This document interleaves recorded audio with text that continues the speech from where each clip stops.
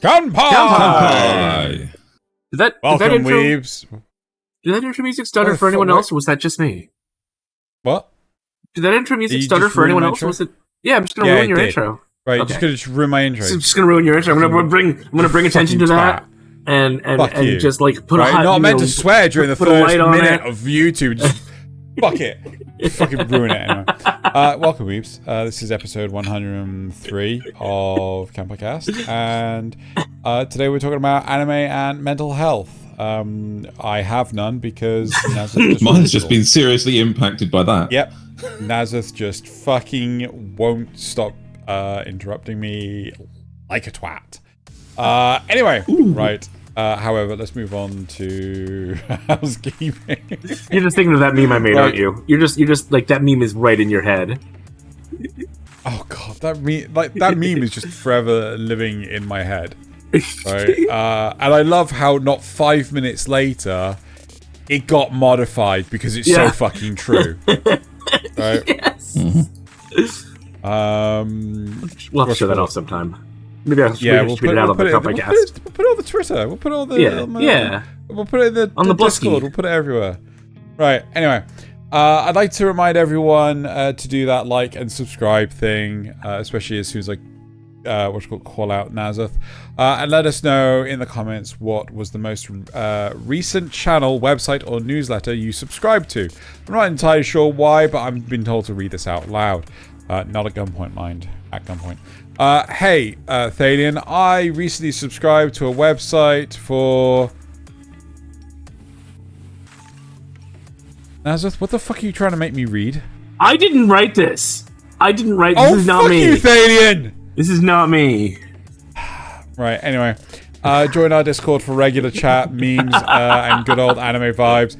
Links in the description below. We also have... it was going to go two ways. He was either going to read ahead and say fuck it, or he was going to read it and not realise until the last minute. Alright, so moving on, we're talking about mental health. Again, these two constantly compartmentalize. They fuck with me all the goddamn time, I swear, love God. I don't know because we love you.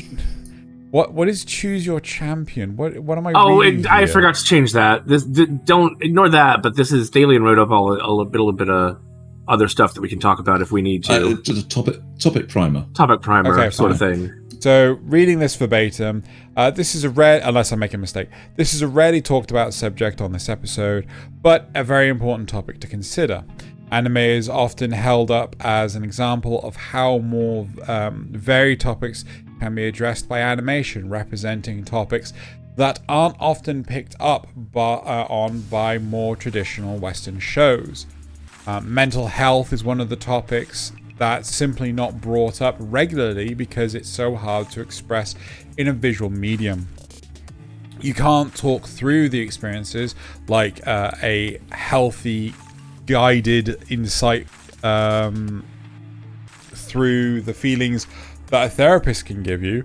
You can't write out the experience like a novel, taking the time to explore how the characters are feeling, to not only show that the character is experiencing a deeper issue, but conveying that to an audience in a way that can be related to is very difficult, and so it's often left to interpretation.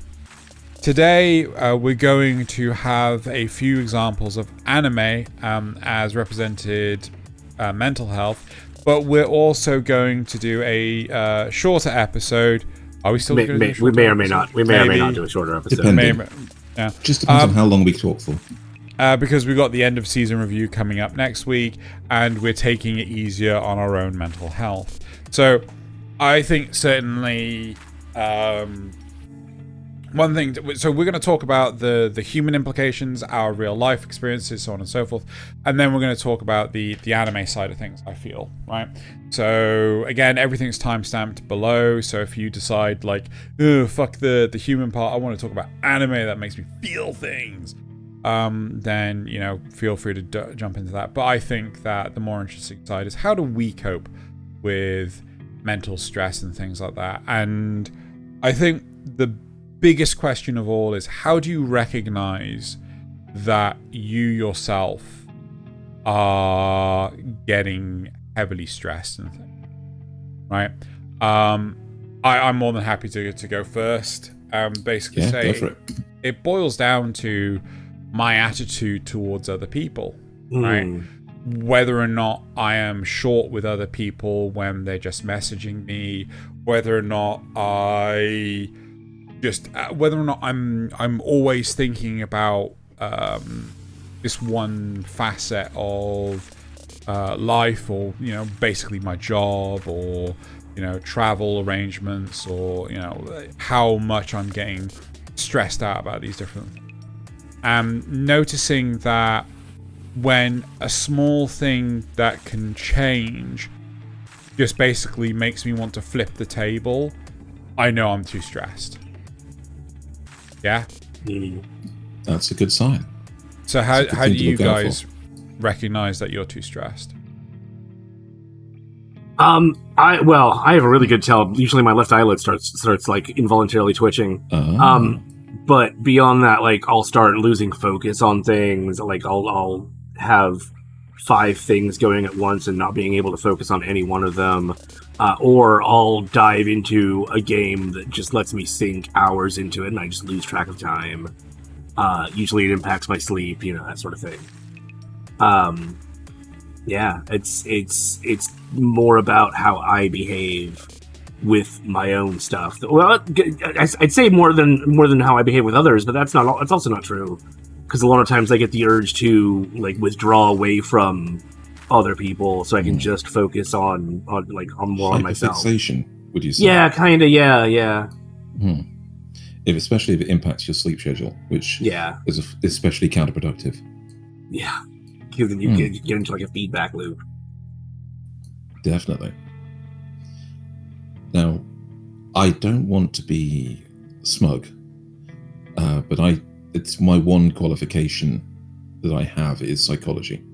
Mm-hmm. And I have had for, I don't know, approximately 18 years now, multiple ways to prevent myself from overstressing. I literally treat before it gets to the point where I overstress. So recognizing my stress factors has become relatively easy over time. And so little mindfulness tips, little things that I can do in a day will actually prevent me from getting overstressed in the first place. So I can be overworked. I can be tired from having done too much of something. Like these last 4 weeks at work, I actually worked myself until I was physically ill, it seems, because I woke up on Friday with a fever and that didn't break until Sunday. But that was physical overwork. I wasn't mentally pushed to beyond what I could deal with. And had it not been for the illness, I would have been up and doing everything else normally. It's almost like a lifestyle, but one that I don't shout about like a vegan does. So I guess it comes from the fact that not only did I take the qualification to actually research into it, take the education, and spend a couple of years learning about my mental health and what everything else was doing. I actually went through a fairly traumatic breakup when I was in my early 20s that required that I actually take some therapy time. So ever since then, I've had much healthier ways of dealing with my stress and much more mindfulness in myself to make sure I don't get to that point again. Okay then. Well, going off the back of what Thaylien said, to help manage my own mental state, I will often try to avoid triggers, right? So personally, I get really fucking distraught over anything political, right?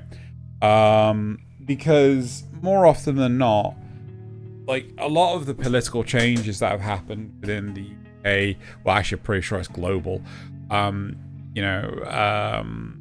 Ecosphere. It's utterly baffling. So I went to go visit this small little tiny story, and this is the sort of thing that you realize, like, all these different small stories just amounts to, I just don't want to know about this stuff anymore. But like, so I went to go visit my family in Wales, and then, like, pretty much in cities and things like this across the UK, if you're driving through the UK, it's 30 miles an hour. I'm not entirely sure what that is in kilometers. Yeah. 30, which is about 48 kilometers per hour, right? The Welsh government decided, hey, do you know what's a really fucking good idea? Let's drop that down to 20, right? Oh no. And the rule of thumb is, right, if there is street lamps, it's 20, right? And we are talking fucking countrysides here, right? Where all of a sudden these speed limits have just dropped down to fucking 20 miles. There's no footpaths or anything. And now it's just 20 fucking miles an hour, right? And like the dumbest shit about it. And this is why I give up on fucking politics. The dumbest shit is that, oh well, it's because it's more environmentally friendly because you're burning less fuel. That's actually not true. Yeah, you fucking knobhead. You're burning more fuel. Right? Because you're revving that you have to. Oh god, it's so fucking. Mm-hmm. Yeah, there's like a sweet spot, but also like that's for the fuel. Yeah. We don't need to be talking about that. We've already done the environmental. Anyway. But I will inject anybody that's a little curious about why Xeno's having these things. Look up on YouTube any American reacts to British roads video. You will understand why Welsh roads are, why they have a low speed limit in the first place, but not why they're that low. Fucking 20 is fucking like, I was talking to my dad. Sorry, we're derailing. The whole point is, because of a lot of stupid shit like this, right? This is why I will not go anywhere near politics, right? Yeah. I have, I'll happily talk about it to people when they bring it up to me. I will refuse to hunt it down. I cannot take it anymore, right? The stupid shit our government does in the UK is baffling, so I avoid it. That's one thing that I try to do is, if I know something is stressing me out, I fucking avoid it, right? Yep. That's a good plan. Also, to put things into context, right? So one thing I like to do is, when I'm buying something, I like to weigh it up in terms of sandwiches, right? So if I'm buying a game that's 20 quid, right? How many sandwiches could I go to the local convenience store and buy and have those feed me for the foreseeable future, right? Is it worth that amount of money, right? So when I've got a game that's like worth, when it's 60 quid for 6 hours, is it worth that amount of sandwiches? No, right? And depends on how good the sandwich is. Is the sandwich really good? Because you could buy. You could buy the best sandwiches, but the point is the sandwiches are £3 each, right? So, but see, no. But not all sandwiches are made equal. What about a sandwich? No, that is true. 100% true. Really expensive ingredients. I can be sustained, right? I can be sustained by these £3 sandwiches. That's fair, right? That's the important part, right? He means pounds cost, not pounds weight. If he was eating £3 sandwiches, he would actually be double his size and probably in the hospital. Yes. And that's the point. So it's just like, is it worth the value for money and things like this? This is why I'm very much against things like gacha pulls and shit like that, because it's just like, this is not worth the it's massive amounts of exploitation. And then it's 3 lunchtimes just for a single pull. That kind of right. Thing. So it's again, my job is very demanding in terms of 24/7 support, right? I have purposefully signed up for 24/7 support. I get paid £20. Shouldn't be talking about this. I get paid £20 a day to be on call 24/7, right? And on top of regular pay.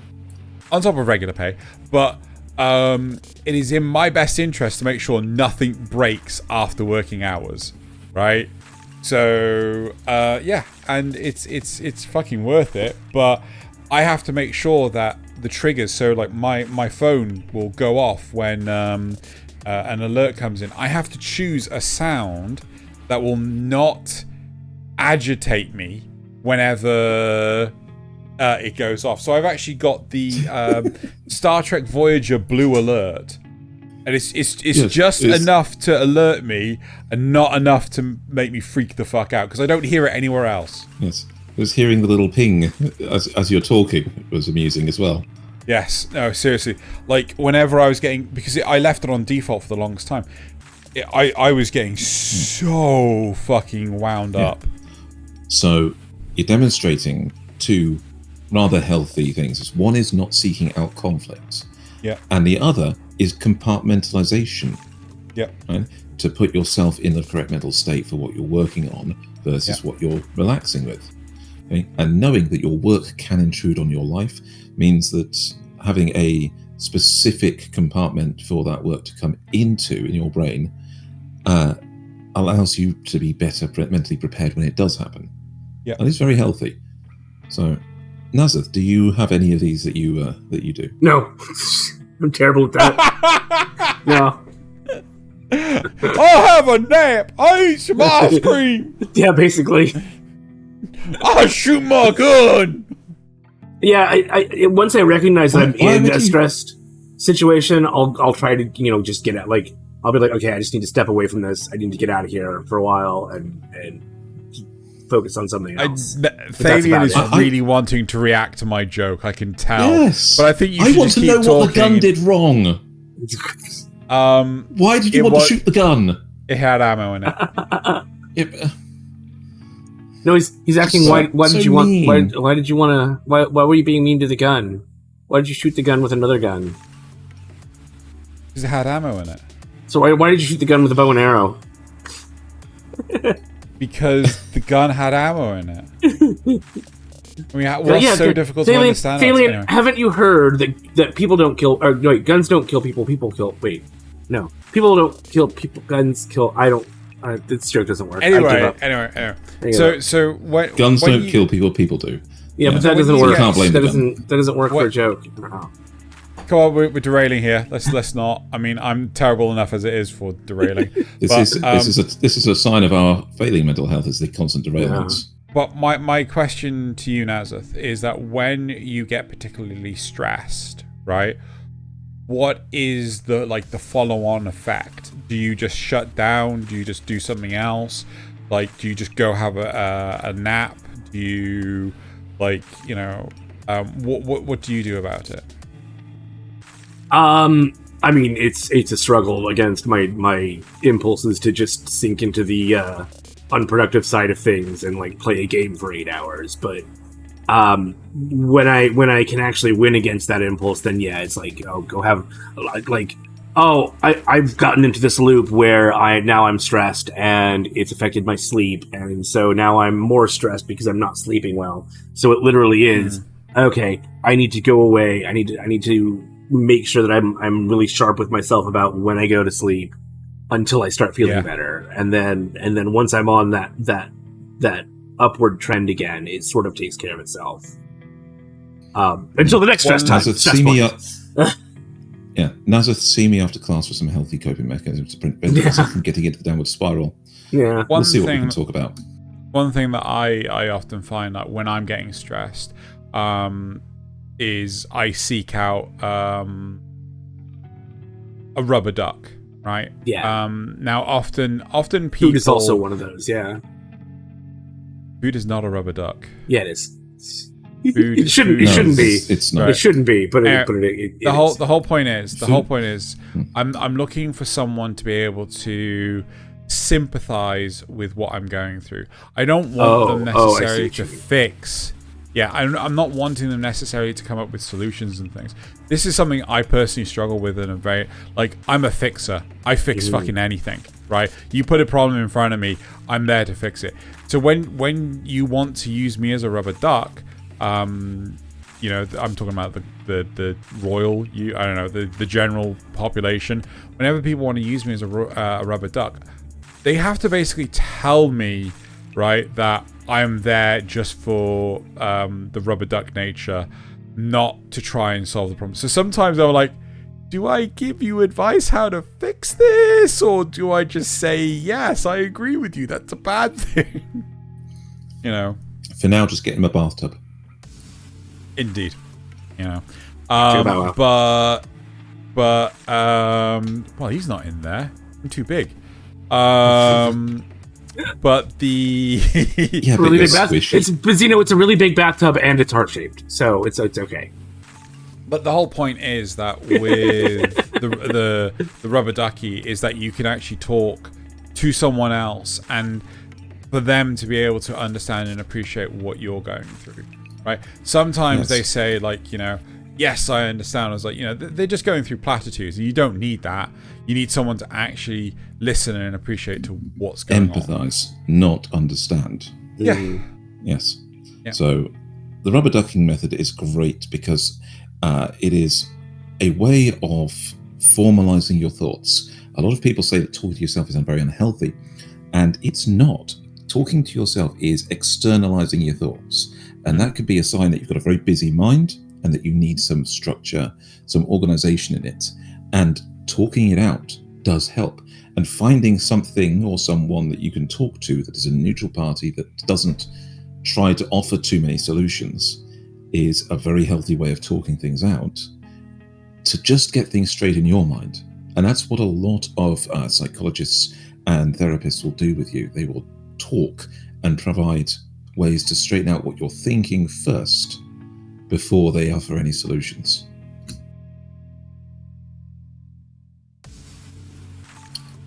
Cool. So, have either of you actually been to real therapy before? No. Not in a long time. I don't know what you know, if you know about the state of mental health in America. It's not good. A little bit, yes. It used to be pretty decent, and then the 80s came along, and Nancy Reagan basically dismantled the whole system. And so now there's no real public health. There's no really good mental health option. Mental health, yes. Yeah. Yeah. Well, there's no really good public health option in general. I guess Obamacare kind of, sort of, but mental health little bit it can do. Yeah, has always been since the 80s. It's been heavily neglected. So, talk therapy is one of those very important ones for addressing the root cause. But a lot of people do misunderstand the psychiatrist side of things, where they offer treatment for the symptoms, because that in many ways can allow for the same thing. So medication to bring your mood back to a more stable state, to address any excess hormones that you might be feeling, or imbalances of chemicals produced by the brain that could be causing the symptoms of, say, depression or anxiety, can bring your mind back into a state where it's actually capable of dealing with the rather than getting caught in the spirals. You can actually analyze it. Exactly. Yes, it allows you to address the problem in a far more rational state than just talking would alone. And to that end, have either of you actually had any kind of experience with medical psychiatry? Definitely not. I don't think this is the direction you're going in, but I have been actually written off on sick leave due to stress, due to a medical doctor going like, nope, you need time off, you need to. But I have not actually seen a psychiatrist. No, but were you prescribed anything to bring your mood back up at that time? No. Fair enough. So I haven't. That's one thing that I managed to avoid, was medical psychiatry in that respect. But it is a valid way of addressing things. And hell, if you link that back to the topic, anime does a little bit of that in itself. It's the dopamine in a few of its of different shows, addressing changes of hormones or addressing actual medication to stabilize you. Hell, there's a very famous one we could talk about, but we'll get into that later. So, when it comes to your mental health, it's very difficult to actually dig into that side of things. The brain is a great big unknown, and everyone's problems are different. It might be the same problem, but they can be experienced differently. It's such a subjective thing. I think there's also, like, I mean, I could be just talking shit out my arse here, because I'm not a psychiatrist, I'm not a psychologist, but I also like to think that people are built very differently in the ability to handle different things, right? My mum can fucking handle anything, like water off a duck's back, right? You know, she can basically get past anything. My dad, on the other hand, you know, he can get bogged down into the nitty gritty and get overtly worried about things, right? I do think that people have this, they're differently equipped for different situations, right? Even if you were just to talk about the mind itself, right? And that's one thing that I don't think enough people give themselves credit for. They think that they can handle anything someone else. If X person could do it, I can do it too. Yeah, and it's like, that's just not the case. Not everyone is built the same way. Right? So the mind is a product of the physical brain, right? And the physical brain is a lot like it's a lot like fingerprints. They share a lot of similarities on the macro scale, but once you dig down into the minutia of it, it's everyone is slightly physically different, and so that's going to produce a different mind, even if just slightly. But that slight difference could be enough. You know, once across a spectrum of minds, you'll have vast differences on either end, even if they share a lot of commonalities in the middle. Exactly. So it's a very a good phrase that really lets people at least start to get on the right wavelength.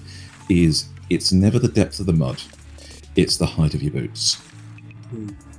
And so some people, like Zeno's mum, have bloody waders and can jump in there and go looking for clowns because they're waterproof up to the chest. Yeah. Other people it again depends entirely on the situation as well, because some people can be worn down to the point where they're just wearing flats. Yeah. They could be wearing Crocs, so when they get into the mud, and you know their shoes are full of holes. So your state always it's a flux, and it can be the same exact problem as other people are having, but your ability to deal with it varies on person to person. Some people have a drawer full of spoons that they can use throughout the day, and some people have just that one trusty silver spoon that they were born with that they have to use. So I kind of want to actually pivot now, talk about anime. Yes.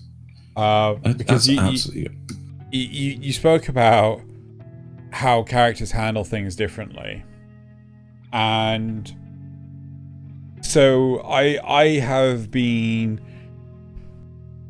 cool. Right, we're back. Berserk is the one that I want to touch upon because it's pretty obvious. Now that I've watched it, and I've started reading it, the manga is so radically different from the anime. Like it like the anime doesn't start until like volume 5 of the manga, right? It does like the first half of Volume 1 or the first couple of chapters of Volume 1, and then it goes straight into Volume 5, which is the Golden Age arc. But it doesn't actually start at the Golden Age arc. It actually starts like several arcs further down the line, because the Golden Age arc starts when Guts is born, right? Which is completely omitted from the anime, and the what he has to go through with Gambino being his father and things like this. It's a huge, they like barely touch on that in the show, don't they? They barely touch upon it. Couple of flashbacks that I think one is reused a couple times. Anyway, sorry, go ahead. There's this big one thing that basically what ultimately, because we all know from watching the series that Guts has killed Gambino, right? Before we even fucking meet him in the show, before the events of the show, sorry. Like he's ended up killing Gambino, and when reading the manga, I don't want to repeat it out loud, you discover why this has happened. And it's just like, holy shit, that's fucking brutal, right? And I swear they say why in the show too.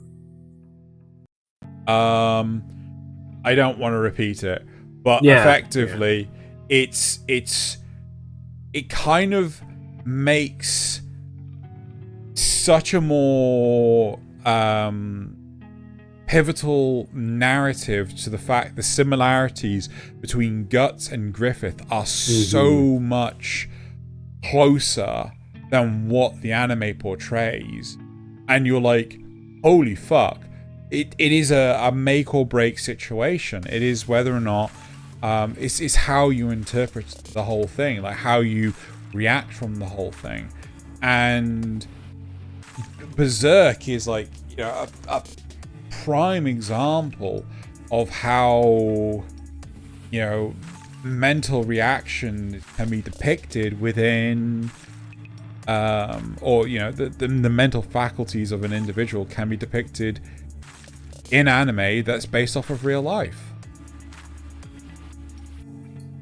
or founded in real life. Yes.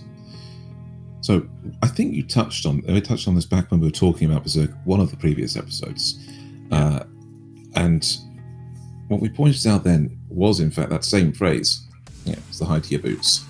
And because of the way Guts came through the world, came up through the ranks and fought and fought and fought, he is better able to now deal with the problems that he faces. But Griffith faced a situation that he had not experienced before. He faced an experience where he'd not experienced before, was put in a place that he was not used to, and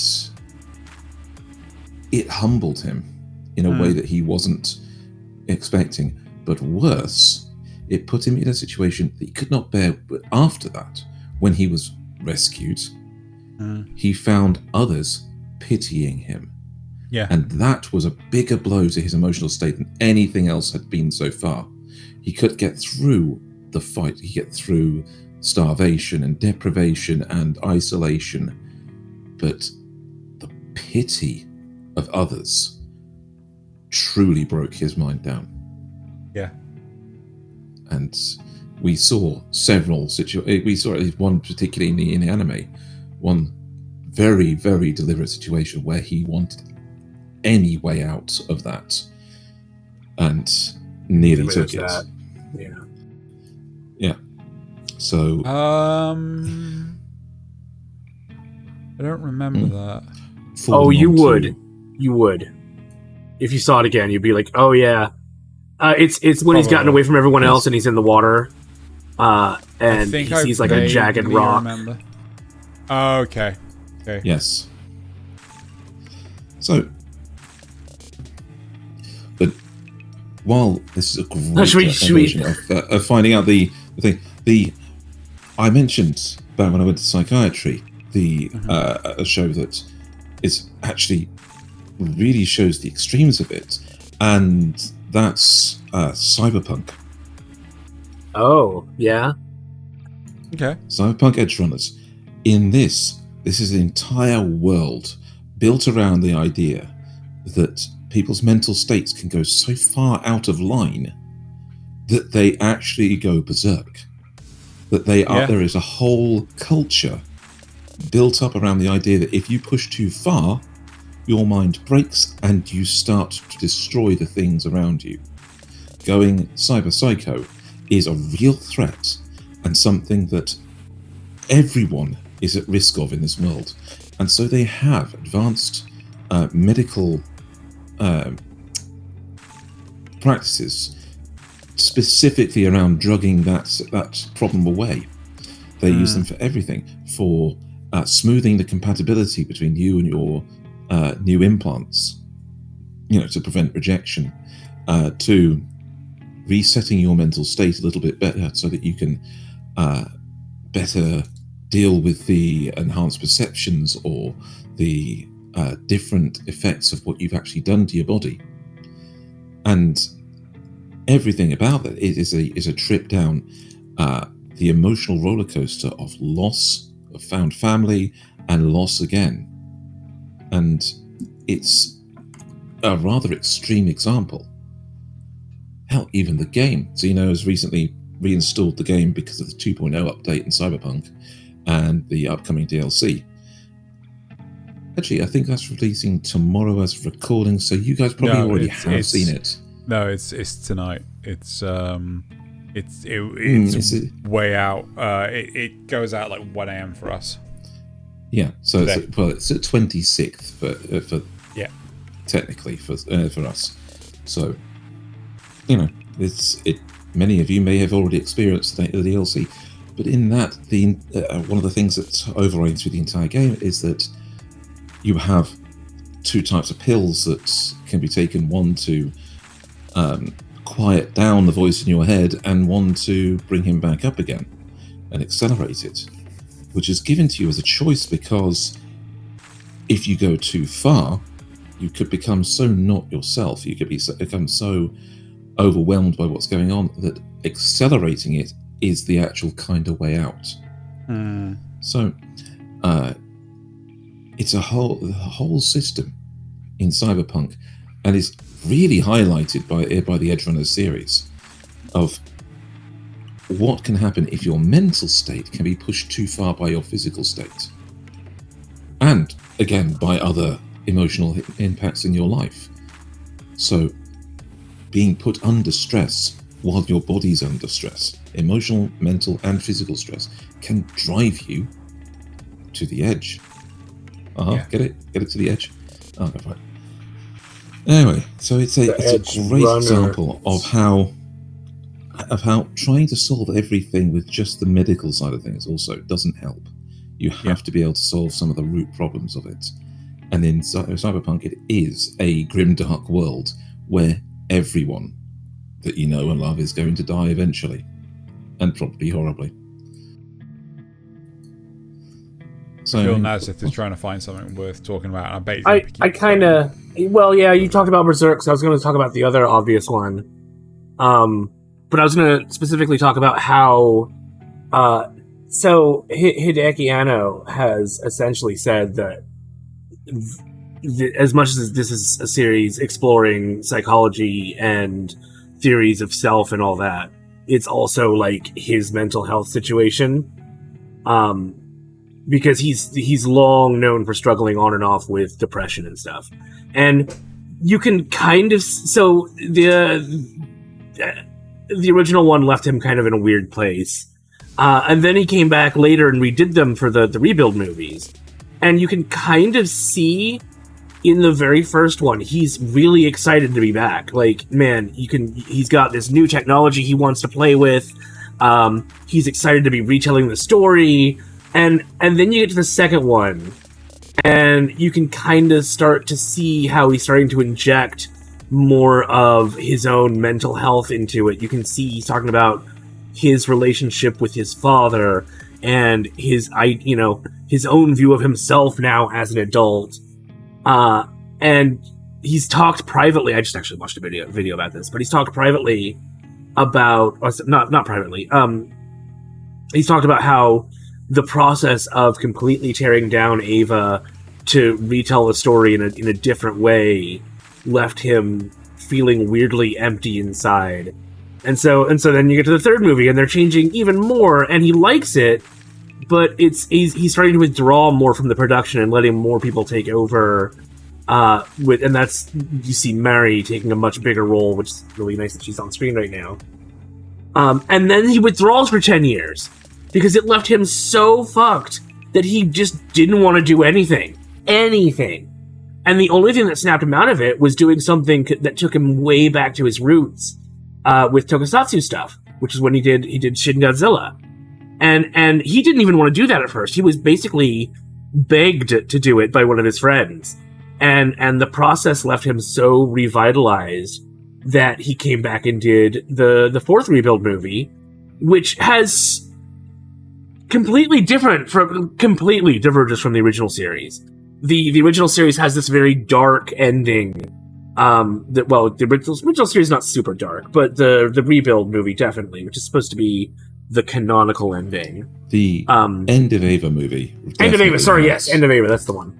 But this one has like an actual like really triumphant ending, and it feels like he's come to terms with things about himself in the process. He's learned something that maybe now he knows he can't just focus on one project. He needs to do other things that refresh his brain from time to time. But you can sort of see this in Shinji's trajectory too, where he starts, he's a little kind of hesitant and nervous, but he's wanting to do this to gain approval. And then by the third movie, he's just so fucked. He's empty inside.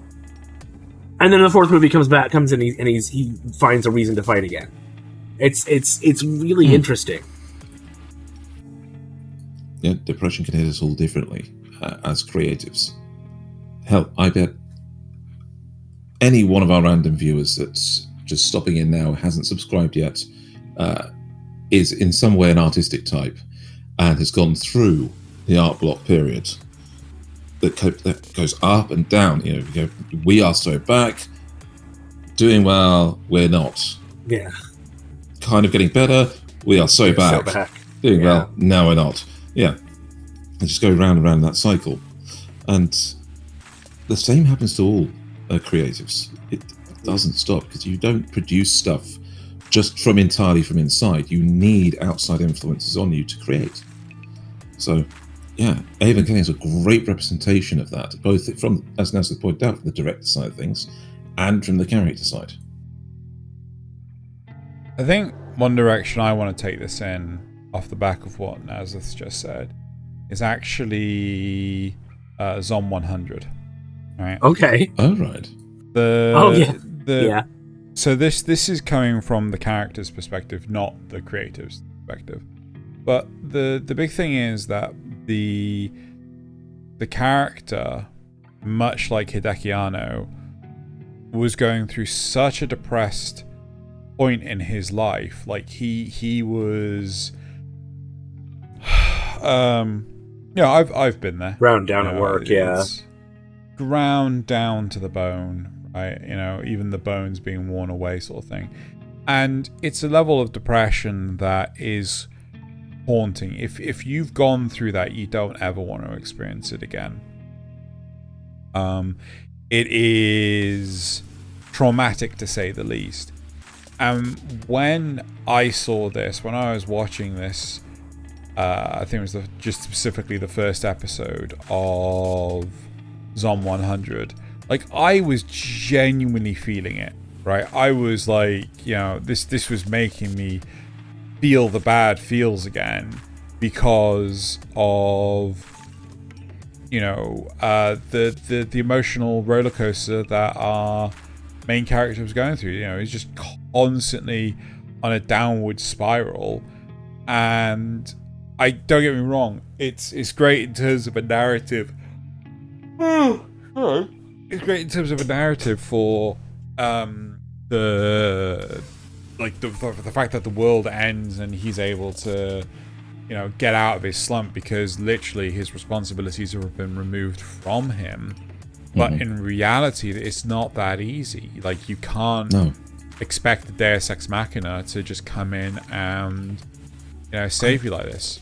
I mean, the interesting thing I thought about this is, even if you haven't been to that place, Zon 100 has the relatability of people that are going towards that can feel.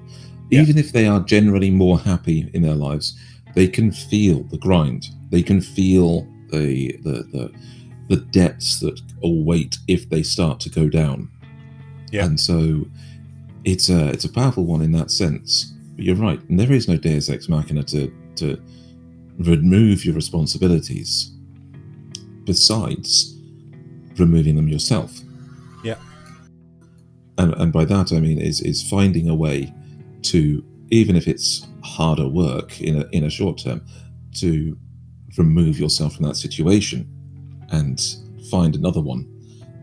But of course, if we all did that, then office jobs literally wouldn't get done. Society would cease to function, yeah.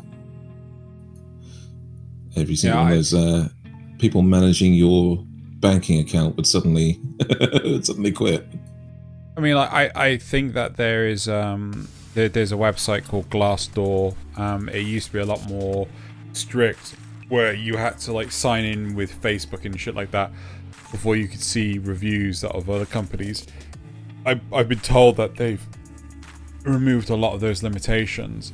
But with Glassdoor, you can actually see what the average turnover is of a company, and if the turnover is 1 year, 6 months to 2 years, that's bad. That is bad. 6 months from start to leaving is horrible. Yes. Yes, it is. I'm quite lucky. This is one of the things that is helping with my mental state, is that in my job, it's stable. I've been there for 20 years now. Well, I have picked up side things. This year would be 20 years. 4 years of working one department and growing with 16 other years of expanding my talents. But then again, I'm not unusual in that respect. In this industry, working in the same place in print, the machine minders that we've got, the sales guys and customer service guys, have been with us for nearly as long, if not longer in some cases. My direct boss, my director, has been here starting from as young as I did. Nearly, he was in his early 20s, and he's a generation above me. So he's been here 30 years, and it's so when you look at that, some of the turnover comes from the smaller time jobs that aren't skilled labor.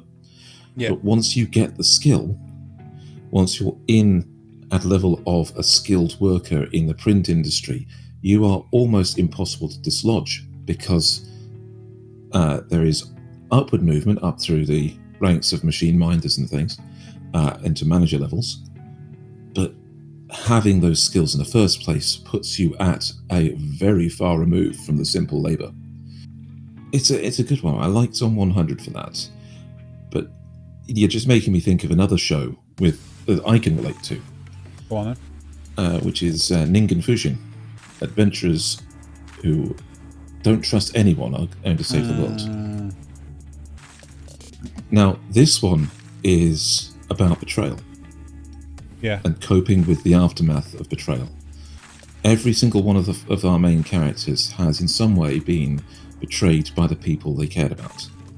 From the main character, who is betrayed by his girlfriend and is kicked out of his guild and loses the basis of what he put his life on, to the trusting dragon girl who wanted to find someone she could follow, a leader who she could put her faith in, who then basically tricked her, left her for dead, and stole something precious from her. Every single one of them has had something and is growing back from it, using one coping method or another. So, the main character found an idol that he can look up to, somebody who actually is just out there to make people feel better, and thus him by proxy. And his fixation on that is at a moderately healthy level. And, you know, he's a big fan and takes his time out to attend the concerts and everything, but he isn't creepy level yet. You know? Yes. Curran has her food thing. She goes and finds and samples the food from unique places that she hasn't been to yet. The unhealthiest one is our priest, who, because of his trauma, spends his time basically drinking and meeting girls in bars, or the more escort bars, as you would call it, where he spends his time among women and occasionally debauching himself. And at the middling level of healthy is our witch girl, who is a gambler, and a lot of her current obsession comes from playing odds and things.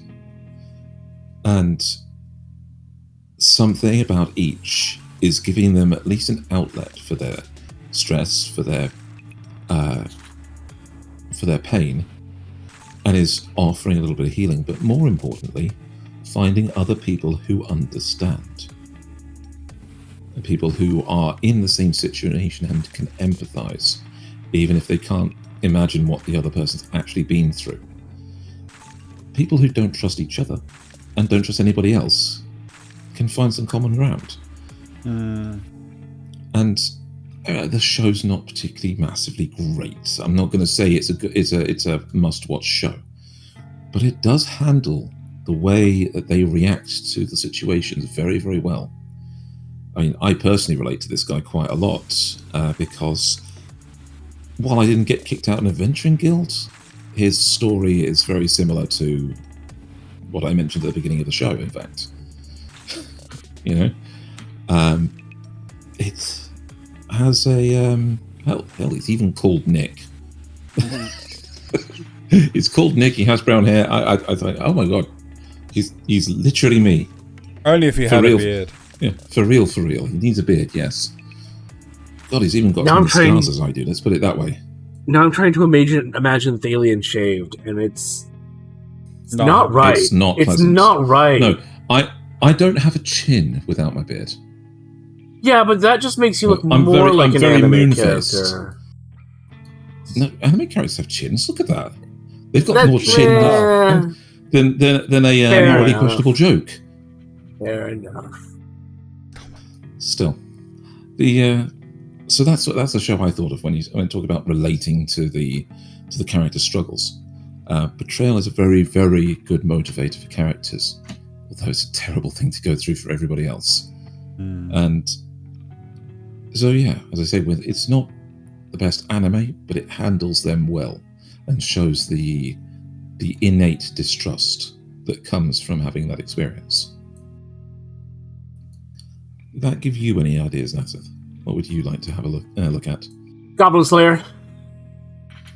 Okay. Because he doesn't handle it well, really, when you think about it. That's a good point. The healthy lifestyle choice is to live with Farm Girl, but because of whatever traumatic event he experienced in his childhood, you know, seeing his entire village get destroyed, I think that's what it was. And his sister, killed directly above him. He can't trust in the permanency of anything, and so his entire life is devoted to this one impossible task. Can I answer that? Sure. I feel it's not just that, but he feels that there needs to be a definitive, no, this needs to be done right, and I'm not going to trust anyone else to do it. Yes. Sure. It is a fixation on it. And the problem that I have in terms of him getting better is that his opinion is consistently proved right. Yeah. Yeah, anime portrays what he is doing is actually the right thing and not a problem. It's not a problem. They show that other people don't think of him very well, Yes, or they think that he is odd for his fixations, like the way of constantly wearing his helmet and everything. But when the farm girl brings it up that his daily routine involves going out and checking the perimeter of the place every morning, looking for footprints and looking for disturbed places from goblin scouts and things. All of the checks that he does to make sure, and he's okay. He considers not doing it, only to find maybe it's okay. Yeah. But then goblin tracks. Yes, but then goblin tracks appear, and a lot of them, and he's under one of the biggest attacks of the show. So he is right, but he's like, there's no his own mental state is still wrong. Bad. Yeah, there should be other. The world is handling it wrong. The world should be. He shouldn't be the one out there having to do this alone. Yes, which is because it's not good for his brain. Yeah, but it's great that people heard about him and came to be his companions because of it. Yes, and you do actually see little changes like that where they're sitting around the campfire sharing some cheese, and he's actually kind of opening up a little bit. Yeah. Yes. Yeah. And at the end of the series, we even see him relaxed enough to show his face to others. Yeah. We don't actually see it in the show, but he does. But and the priest girl has an absolute and probably literal godsend to him. I mean, the big thing is though that he's taken off his helmet before, but no one recognizes him without his helmet and armor. Yes. Right. So he doesn't have this. He doesn't have anything like I can't take off my helmet. He's not a Mandalorian in that sense. I will stress like his obsession, right, with goblins is completely unhealthy, right? Yes. It's like it's all consuming. I think it's worse than that, because it is like his only reason for being, right? Yeah. If you were to take away all the goblins in his life, like just take away the goblins from the world, it's like goblins gone, right? Yes. What's he gonna do then? Absolutely nothing. Exactly.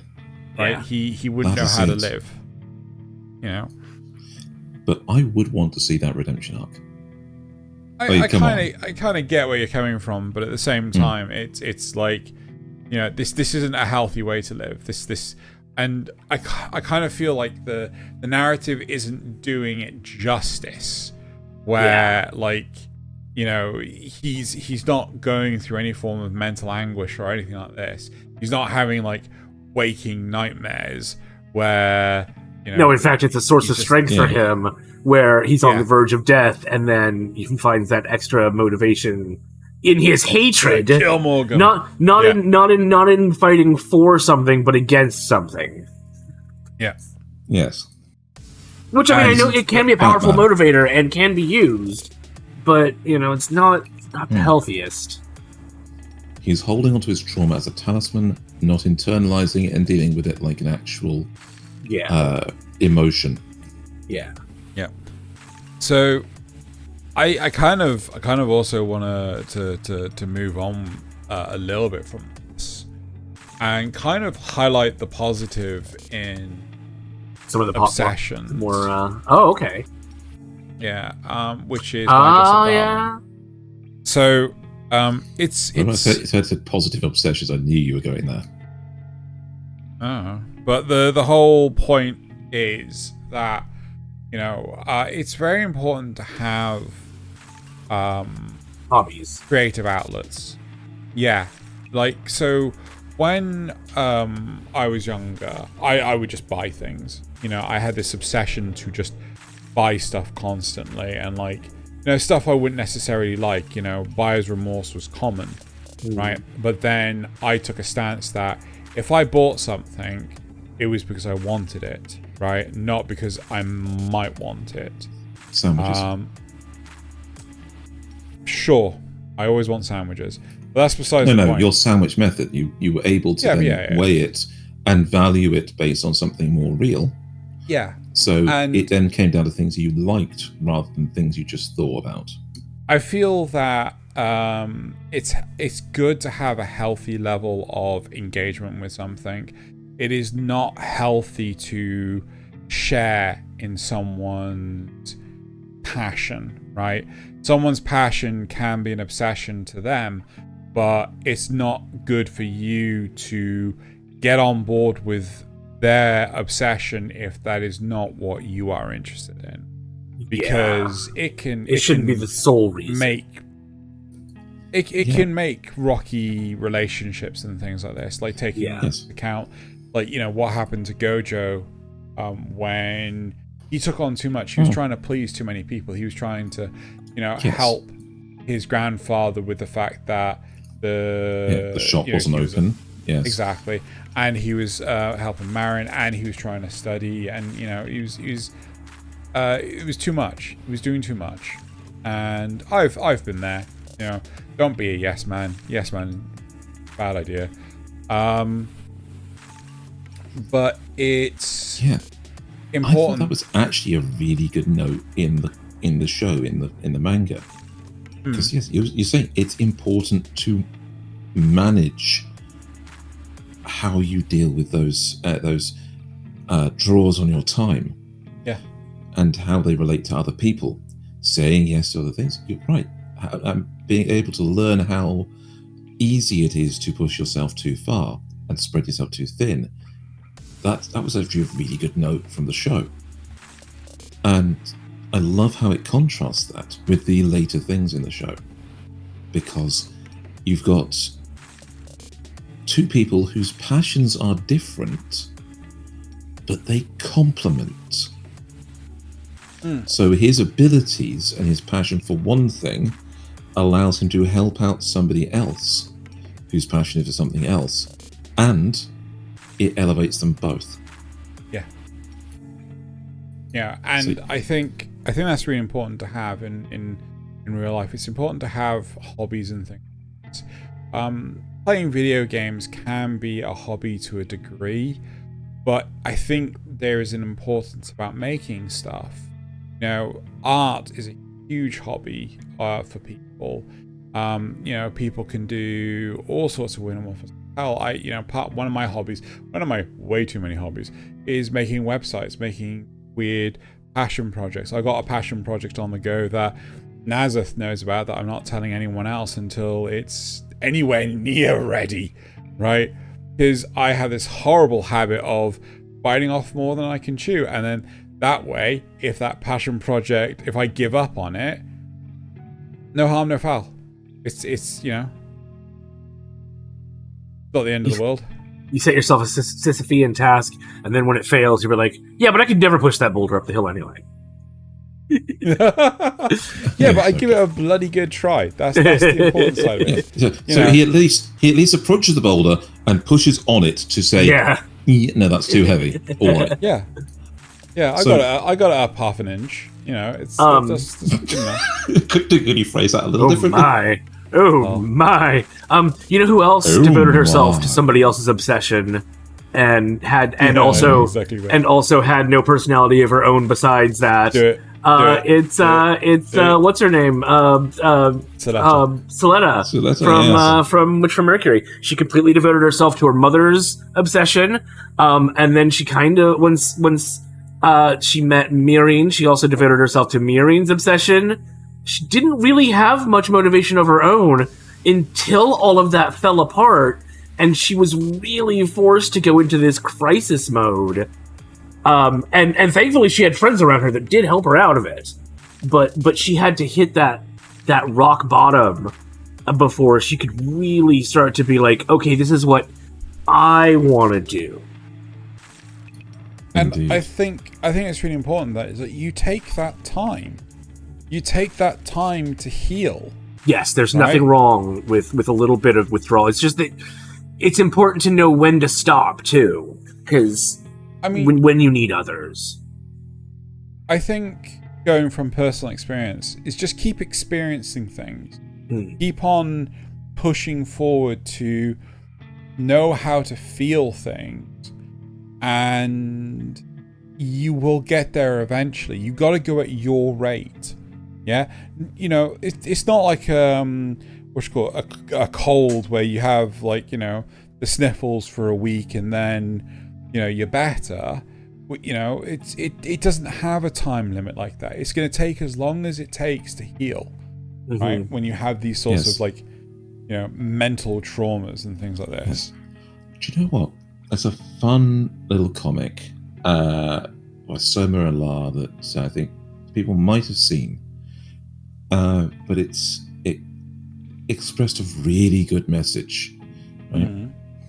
Is that one of the characters in it was a depressive and was on medication. He was on uppers to make sure that he could be in that stable state.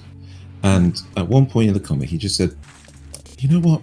I think I'm going to start coming down off of these and wean myself off. And his friend said, why? I said, well, I'm feeling great about myself now, and I don't think I need them anymore. And oh yeah, that's a common. I think problem. it's time. And so his friend, is the main character of the show, just starts undressing. He says, "What are you doing?" Well, I don't need these anymore. What do you mean? Well, I'm warm now. I don't need my clothes on anymore. I'm warm. So, you're outside, you're going to get cold. He says, yeah, but that's, you know, a future problem. He says, I get it. I get it. You know, just because I'm feeling great now doesn't mean that something won't change in the future that makes me need these again. So, you know, or that I'm not going to go down because I'm currently using them to keep myself up. I get it. And it was a cute little moment between the two. But it's a similar thing. If you just because you're feeling great right now doesn't mean you're not going to get that things can't change. But also, just because you're feeling down doesn't mean that things aren't going to change. It is an overtime process. You have to let this play out. They gave me morphine for this broken bone. I feel great now. I bet I don't need any more morphine. I bet I can walk on it. I bet I can walk on it. Yeah. Yeah. It doesn't hurt anymore, so of course it's fine. Yeah.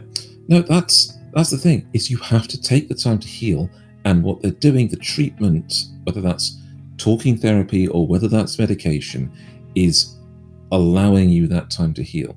And once you are, then of course you'll be able to come down off whatever you're on, or you'll be able to... Sorry. Xeno.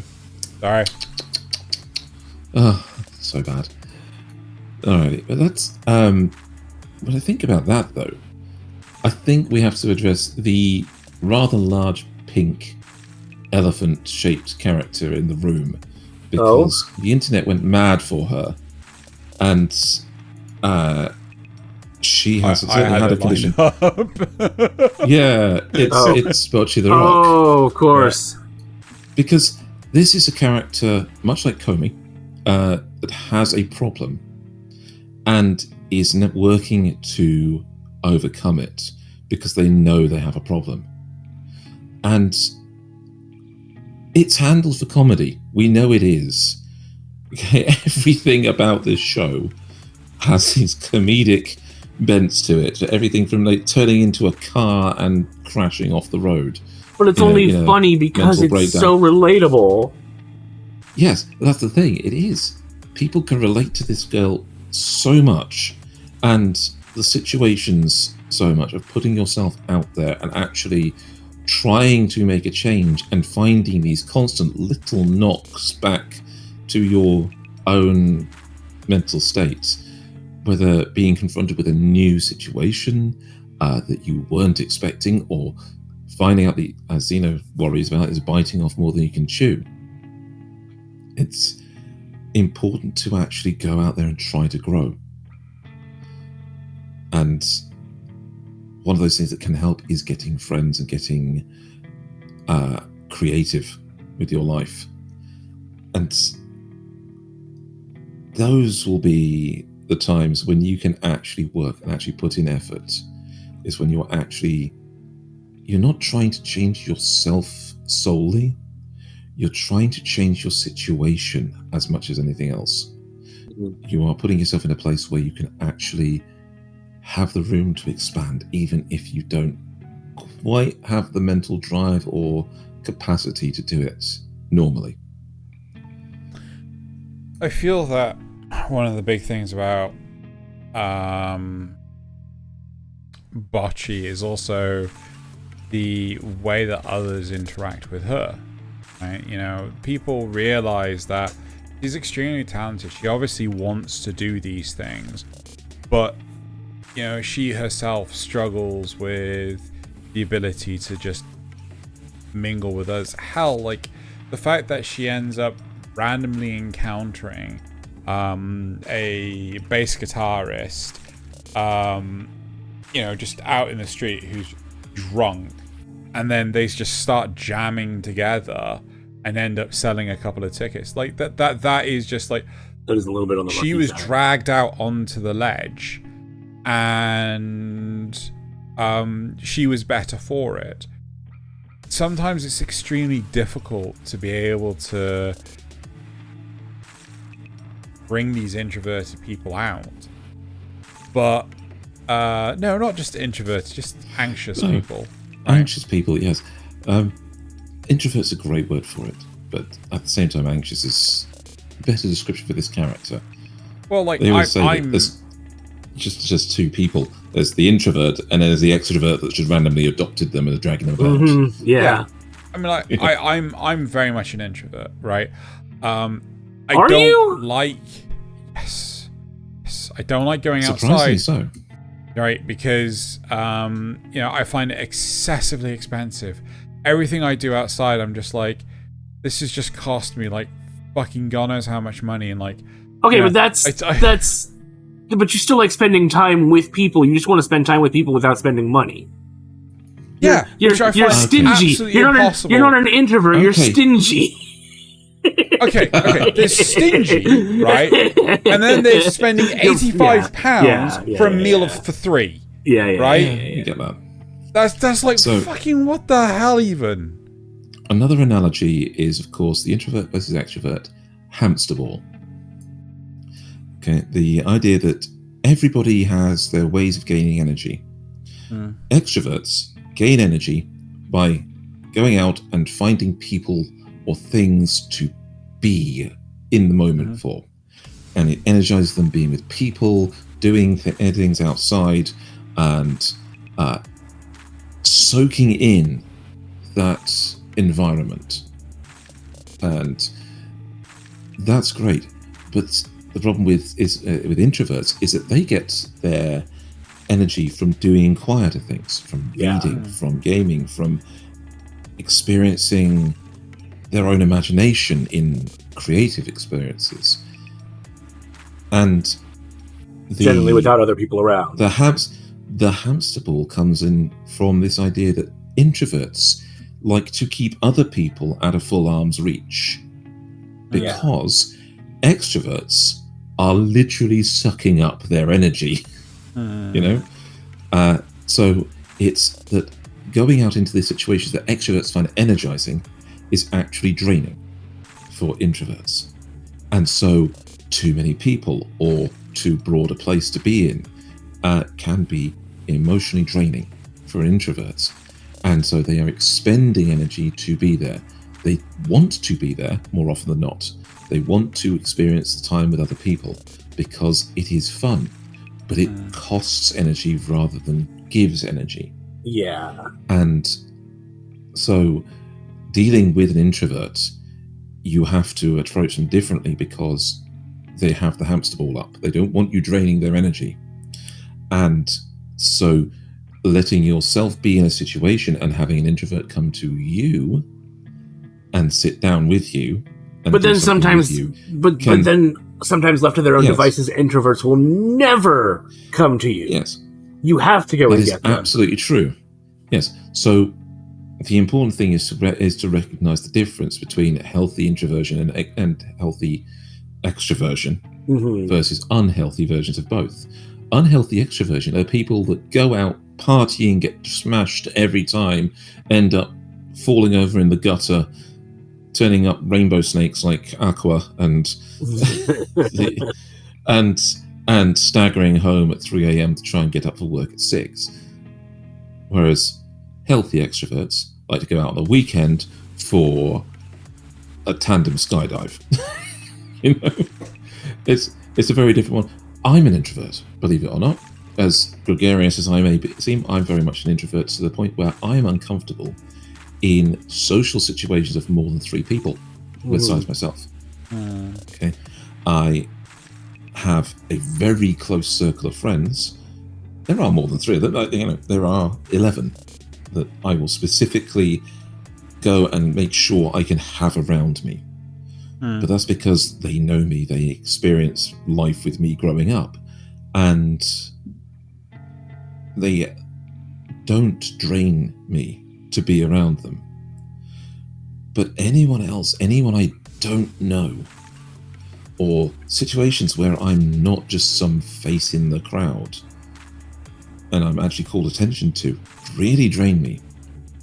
And I call it a healthy version of introversion, because while I will spend all day playing a video game if I can, I do know that I'm going to have to get up, I'm going to have to go, put a wash of clothes through, go out to the store and do my weekly shop, and I will chat with people that I know over the phone and over text. I will make sure I keep in contact with people, so that when something happens and I do go out, I'm already prepared for it ahead of time. So I know that on this day I'm going to spend a bit of my energy to get through that time, and I'll make sure I'm prepared. I'll make sure that I don't come back exhausted and drained and need to spend my time recovering. And that's a very important way of expressing something like Bocchi, because she is an unhealthy form of introvert because of her anxiety. The anxiety is causational, not symptomatic. Not symptomatic of it. She is anxious, therefore she's introverted. And that's unhealthy. The anxiety is something you can get over, the introversion's not. Well, the human brain, it's like, as somebody else who's also introverted, the human brain is kind of pattern seeking, and it tends to remember hits more than misses. So, like, if you do end up in a social situation and you do or say something stupid that everyone sees, and or something that you think everyone, even if just internally you think that's what they're thinking, your brain will latch onto that and remember it, and that will make it that will taint the entire experience, even if it was one tiny part that just everyone completely overlooks 5 minutes later. Exactly. For the introvert with anxiety, they will just be stuck on it. So think about that for yourself. Think back over your life. How many of those moments can you think of? How many stick out to you? Moments that when you think of them, you actually have to consciously direct yourself away from, so that you don't get secondhand embarrassment from them. What? Well, often a tale of when somebody's thinking about something that they regret or something that caused them. I remember something. Something stupid I did at a 4th of July party years ago, like decades ago. At this point. And so many people actually consciously say anyway, or say something to themselves to move on from that, so they don't fully relive the memory. So, okay, how many? I just relive the memory. So think about that. How many of those can you remember? When you, in a rough estimate, dozens? Dozens? Hundreds? No, way less than that. Oh, okay. But you can remember that very clearly, can't you? How many of everybody else's can you remember? Even less. Exactly, because it's only you that's really embarrassing. Yeah, well, I'm kidding. I'm kidding. That's a bad joke. Going off the back of what you've just said, right? This is actually improv 101, right? in improv, they teach you like no one cares about the mistakes you make apart from you, right? So use them, right? And it's really interesting how I to be honest, I've been browsing through the anime we have on the system, and I can't find one. And I wanted to talk about indecisiveness, right? People that, I don't know, I fucking Yeeture, I don't know when I reset the damn thing. But I wanted to talk about that's one for mental health. Because I know people that like we get to the restaurant and they'd spend half an hour to 3/4 of an hour trying to decide what they want for food. And and they order the same thing every fucking time. And they go through this roller coaster ride of, will they think any less of me if I order the same thing I had last time? Will they think any less of me if I try something and I don't like it? Will they think any less of me? It's like, the answer is, they won't think at all. They don't. They're not going to think about it. They just want you to order your food and be done with it. Yeah, because the thing, I'm not remembering what the fuck you ordered. I'm remembering the fact that I'm still having to wait to make my order. Right? Yeah. A great phrase is this thing about women wearing the same clothing too often. Right? And it's such the answer is guys aren't paying attention to that. I know. No. Well, the thing is, you wear it again, and I think, oh, great, she's wearing that thing again. That's awesome. She looked great in it last time. Yeah, exactly. I'm glad she's wearing it again. Usually. If they even notice it's the same outfit. Yes, but any negative thoughts coming from that, anybody that brings it up and actually would bring it up is not worth the time, because that's just not important. But knowing that there logically, are people that will do it. And making yourself believe it are two different things. Yeah. Like I the number of times I get comments of like, "Oh, I really like your t-shirt," and I'm like, "What the fuck am I wearing?" Oh yeah. Yeah. Oh, God, did I tell you? I'm not sure I did, but it was hilarious. I have a t-shirt with a bone outline on it, and the tagline is, "I found this humorous." Right? And spelt like the humorous bone. I wore it down the shops only 2 weeks ago, and on the way down, somebody said, "I like your shirt. That's funny." And I thought, "Thank you." And I had to double check which shirt it was. Because I wear plenty with text on them. That's But unfortunately, I made some poor woman's day worse, because as I was walking around the shop, she saw me, looked at my shirt, and gave me a look, but then moved on. But as I went to the tills to check out, she walked past again, stopped, looked at me, and said, "Excuse me, I just wanted to let you know that you physically hurt me with that shirt." I looked at her and said, "It's because I saw it, I read it, and I didn't get the joke until I walked past you just now. And I want you to know that you've just made my day worse for that bad pun." All I could do was give a stage bow in response, because I had no idea how to respond to that. So here's the question: is Schadenfreude healthy? It felt like dealing 1d4 of mental damage. That's what it felt like for the D&D people out there. You were saying about people that are indecisive, in the anime world. No, I mostly meant in real life, because I can't really think of many that are. No, that's the thing. It wouldn't narratively be good for the most part. No, the closest I can think of to that would be a harem protagonist. Oh God, one of the classic ones, because their whole thing is the drama of indecision, but that's so taken out of realism with that. It blows my mind from that simple thing of not being able to come up with this, because it's rooted in self-doubt and poor self-esteem, It's rooted in a mental obliviousness to other situations, so that means a lack of empathy and more concentrating on your own drama. And there's so many other factors about that. I mean, indecision, when it comes down to it, is something that is only really expressed in anime when it's either for the drama or for the comedy. And both of those are, are emphasized in the harem stuff and in the drama stuff. I can think of... Even in the comedy side of things, I still can't think of anything that... No.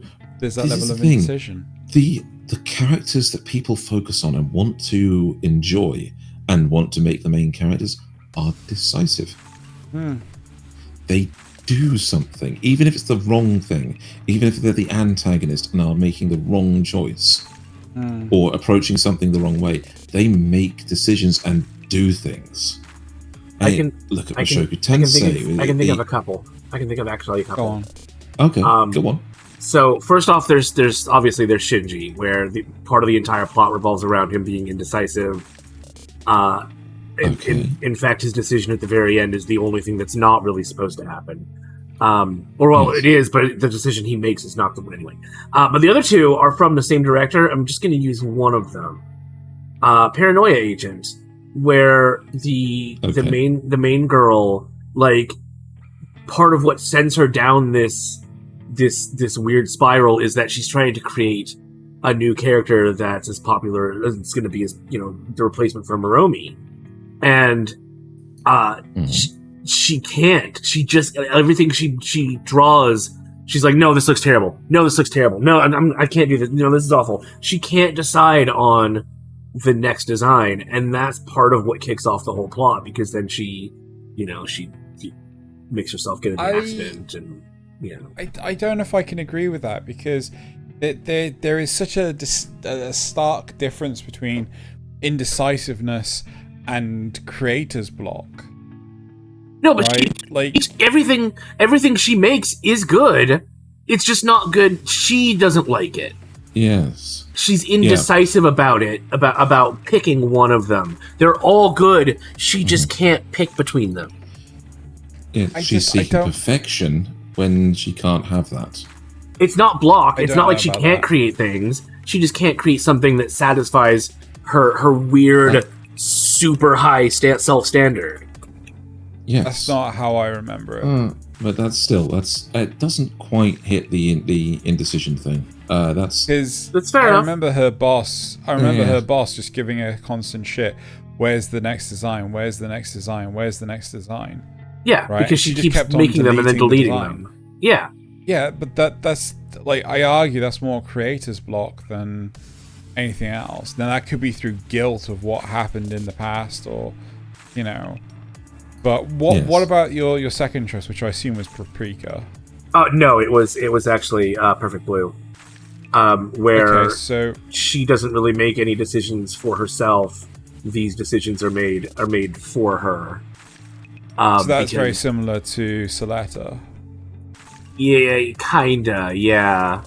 Only, Soletta's wholly into it, where she's like, she could say no, and part of her feels like she should say no, but her inability to make that decision for herself, she doesn't know what she wants to do, and so she ends up doing what she's told. What she's told is like, this is the right move for you. This is what you should do. Right. Whereas, so she questions it, even though, but she still follows through with it. Yeah. Okay. I'm with you. I mean, she goes from being a pop idol to being in this very adult, dark production, and it doesn't feel right to her at all. But she does it anyway because she's told, this is how you advance your career now. You're too old to be a pop idol. Right. This is what you do. So we've managed to get it like an hour and a half into this, I think. So I think we're just going to want to sum up a couple, because we have a couple of interesting takes from different shows. One would be NieR Automata. NieR Automata is one of those shows that's developed around the main characters not being allowed emotions. but having them anyway.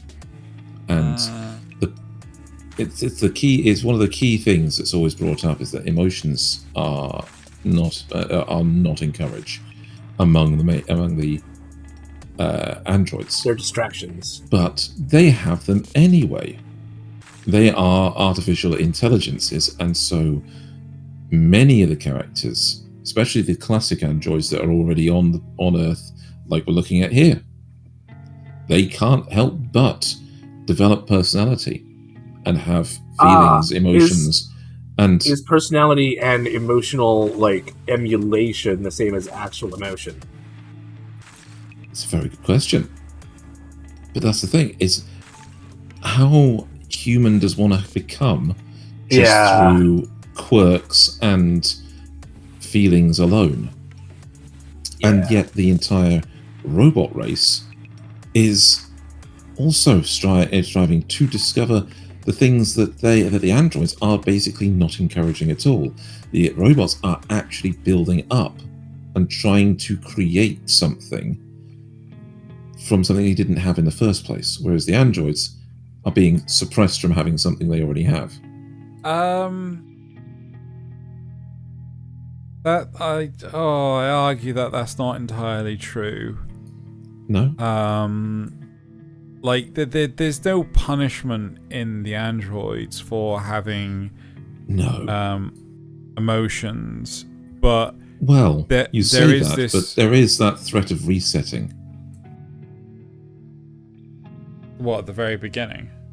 No, as in throughout. If you get too many emotions, your personality can be reset back to its base state. Factory format. I only remember that at the very beginning when 2B calls out 9S for it. Yes, but that's a memory loss, and I don't remember that. It's not an all-pervasive threat. And it's largely ignored. Heck, it was even ignored in the game for the large part. But it is a thread that hangs over them that you can be, if you are deviating too far. It's a failing on the game for not, or in the anime for not exploring it well, is what you're saying. Yes. The anime itself did in fact have those little scenes, I think you praise it for showing other androids, other Yoroha agents out in the field. One of the ones we do go into in the game for that is that we actually find a couple of Yoroha androids that have deviated and are now hiding. They have cut themselves off from the network because they feel too much and they want to just be normal people, as it were. When do you find those in the game? Hiding out in the desert city area, the destroyed city bit that you have to blow up the gate to get out into the main desert. And there is a oasis that's in one of the corners from that. So you meet the girl with the truck, and you go out in, and it's just that area with very ground down buildings, and a few robots. I know where the oasis is. Yeah, so I don't remember there being anyone there. In a certain mission that you get to later in the game, I think it may even be in one of the replays. You find some Yoroha androids there who are in hiding from the Yoroha network. Yeah. Yes, because they want to be left alone. They want to be free. That's fair. And one of the ways that you can react is report them and have them reformatted. And I think it's quite sad because if you do that, apparently, because I didn't, in one of the end bits of the game, you actually fight against both of them. They actually show up as instead of just faceless soldiers. I swear I've seen a video about that. Yeah, it's one of those. So similar to one of the other quests that has that changes the ending up a little bit, just in a sad way. So yeah, the whole thing of this one is the robots are developing more human or human-ish tendencies, while the Yoroha are repressed from having humanish tendencies because they can't be. Could even argue that the robots are having mental health issues. Oh, definitely. No, they definitely do. They definitely 100% do. Like, one of my favorite parts of NieR Automata is where basically the machine life forms start believing in God, right? Yes. And an their afterlife. version of God, and and so on and so forth. And then when their God basically is dead, they're like, there is no God, Yes. there is no God, and they just stop killing stop. themselves. Yes. Yeah. They start. It was the thing that to become as gods, the first thing they'd had to do was their lives in this world had to end. Yeah. So there was a little bit of a cult thing going on there. Yeah. Certain type Which again of was really interesting that they were mimicking a cult when it's just like, Yes. how did you even fucking learn about this? Yes. So the only last little one I might want to touch on before we round up would be mainstream, which is Naruto, where it's proof that orphans should be shunned and avoided at all costs. Very wise words. Very. He's joking. No, I'm joking. Because if do you want QB, that's how you get QB. Okay, you ignore the orphans. Sorry, it just happens. I don't know what that means. Not nine-tailed foxes. Okay. Do you want nine-tailed foxes? Yes. Then ignore the orphan. Sure, why not? That way you otherwise. I'm you all get for genetically nine-tailed engineering foxes destroying nine-tailed the foxes village. into reality. Let's do it. Science, get on that. Right Anyway, after move on. Catgirls. But yes. Cool. Okay, now it is time for the supporter questions. Click on link. What happened here? So Nasuth? I've had a really weird week, and I forgot to copy them, and then they got erased because we're recording this a little late. I know Zrugel did his usual like and subscribe sort of thing, but something funny. And I'm sure Recuse everyone gets 4 questions next week. Yeah, there you go. Excellent. There you go. Apart from Nasuth, he loses all his questions. I get none. Yeah. Right. So I'm sure Recuse said something infuriating because Recuse. No, Thaylien asked a pun, right? So No, I don't think moving Thaylien on asked to anything. the comments. I didn't ask anything Right. this week, but I will be asking 4 things next week. Good. Right, so moving on to the comments from last week. So first off, we're starting with the news. John Michelle says, have Xeno read... No. I'm not. I have been No. very helpful, Zeno. I took 10 minutes to figure out how to pronounce Pneumono... Ultram... Oh, no, I can't. There's too many fucking syllables in that. No. Pneumono ultramicroscopic silico-volcano-coniosis. Anyway, Anyway, ultramicroscopic silico-volcanoconiosis. There you go. Right, which is 45 letters long and refers to a type of lung disease. I don't know what this was in response to. Okay, It must have Okay. been I some think weird it's on- pronunciation in the news last week. probably. Yes. Right, Zeno Zrugel pronouncing says, things interestingly.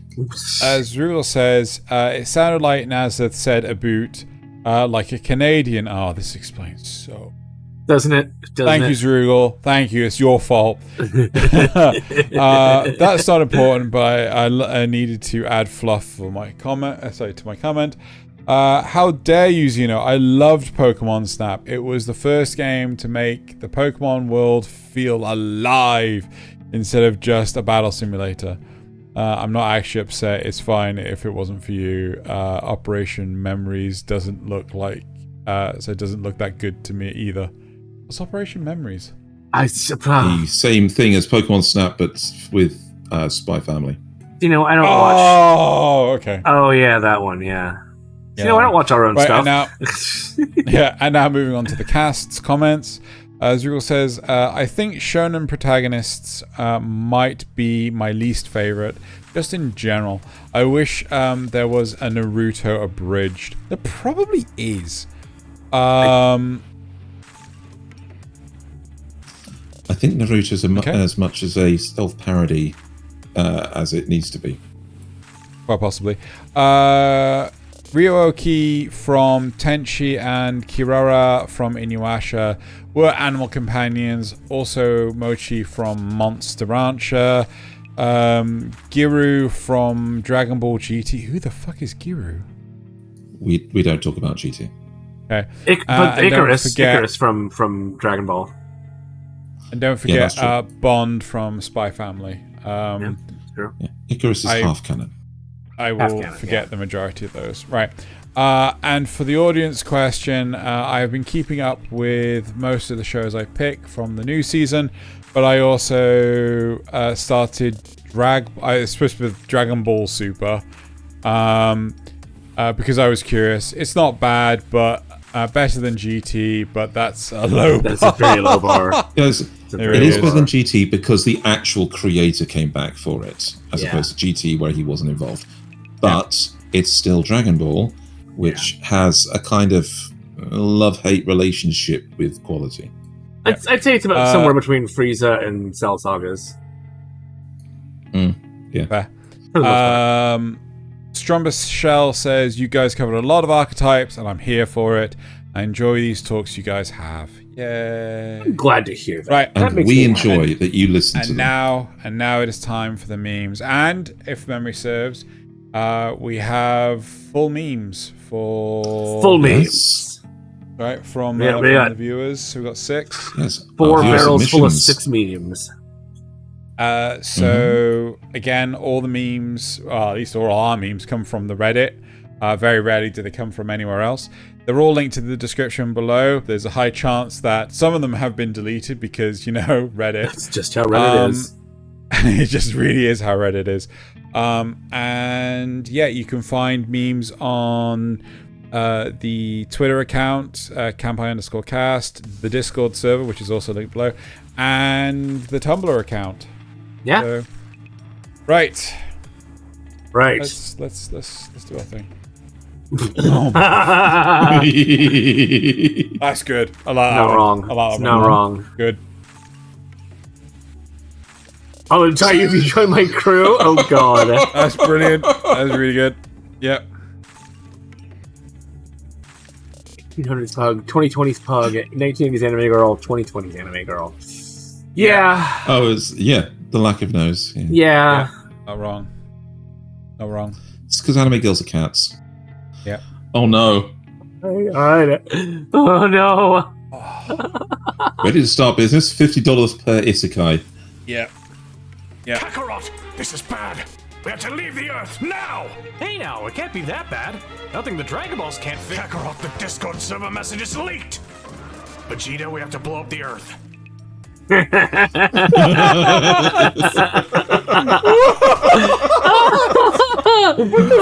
my word. Okay. And finally, for the viewer, I believe it's another video. This will hurt just a little bit, Vegeta.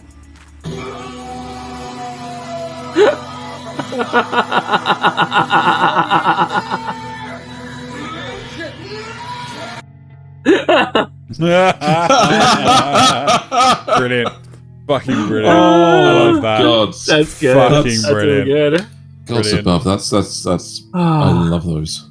Yeah, brilliant. Right. So my first one, I will never forgive Mappa for skipping this manga panel. Where are you going?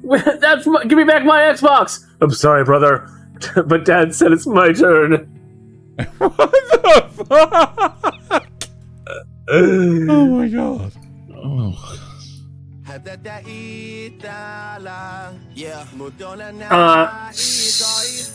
This is the Drake opening, which is an actual anime.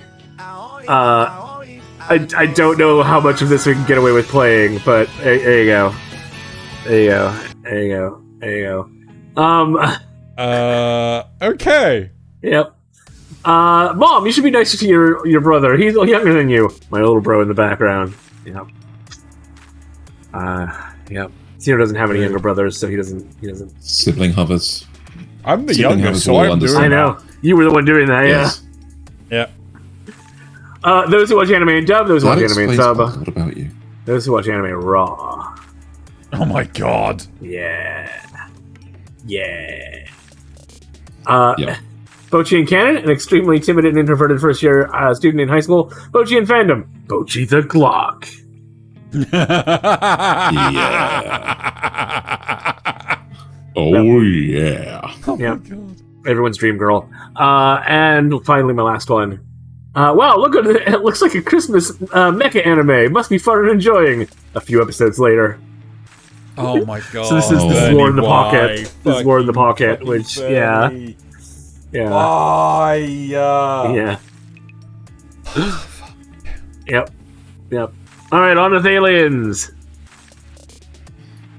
Wow, he's literally Oh my me. God. It's like Sasuke. So, wow, the filmic language of discussing male insecurity happens to look exactly like the male power fantasy. I hope no one misinterprets it. Oh dear. Oh boy, I sure hope that uploading this animation won't start a whole political cultural war battle on Twitter. Oh no. The Japanese McDonald's animator. Oh my god. So this was discussed in Kanpai News. Yep. Two sides of one nation, trending in Italy, LGBTQ, mafia. What the fuck is Golden Wind?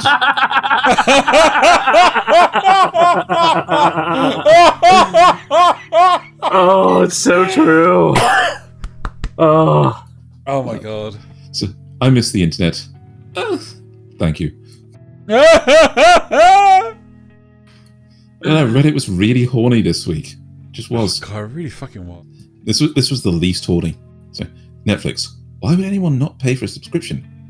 Because being a pirate is the best thing in the world. They did it to themselves. And you have a video meme. いいんだこれで死ぬ時くらい潔くさよならママ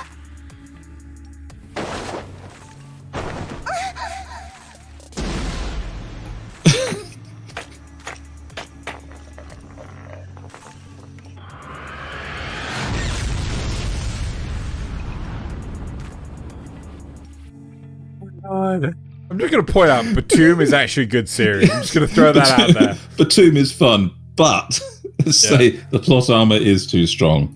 Yeah. Where was even... Okay. Alright, let's move swiftly on to Venus before my brain shatters. My granddad. My dad.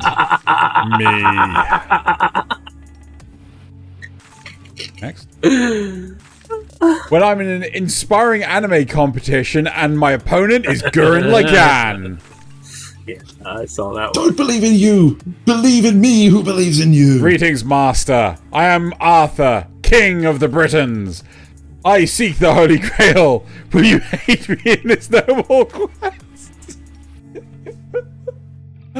Oh, this is Fate, isn't it? This is Fate, isn't it? Yes, it's Fate saying nothing. Fate and Monty Python. That's where Saber turns. I am down for that. In this version, Ryder just has a companion who clops coconuts behind them.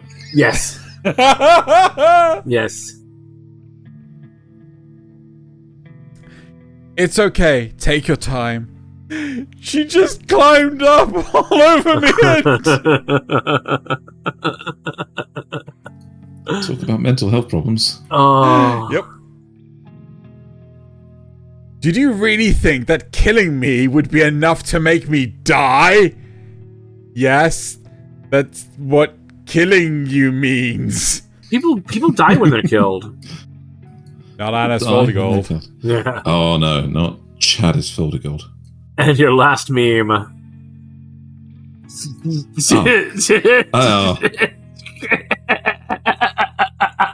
I The mean, world's gonna die.